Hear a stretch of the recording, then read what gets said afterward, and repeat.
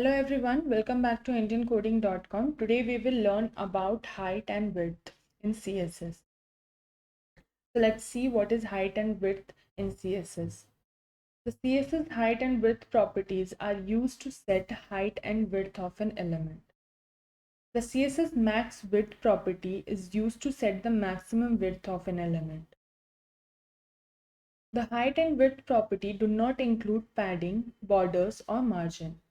It sets the height and width of the area inside the padding, border, margin of the element.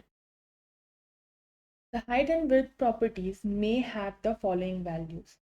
First one is the auto, which is default, and the browser calculates the height and width. Second one is the length, which defines the height width in pixel, centimeter, or etc.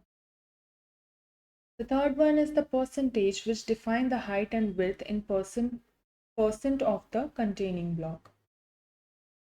Fourth one is the initial, which set the height and width to its default value. And the last one is the inherit. The height and width will be the inherited from the parent value. So here on screen you can see that I use the two elements. The first one is the h2 and the second one is the div. So if I want to style this div element, what I need to do, I will style it by using the internal CSS. So for internal CSS, I have to mention the style tag within the head tag. So yeah, within this style tag, I'm using the element name, that is div, and I'm writing its height value and the width value. So here you can see the height value is the 200 pixel, which is already mentioned here, and the width value is the 50%. So this is the amount of height and the width I am writing here. So here I also mentioned the background color as a powder blue. So let's save this file first and we'll see this.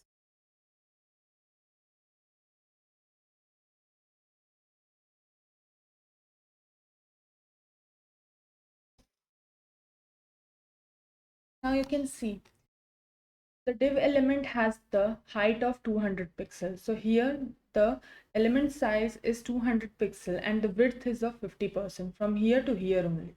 So this is the 50% of the width and the height is 200 pixel.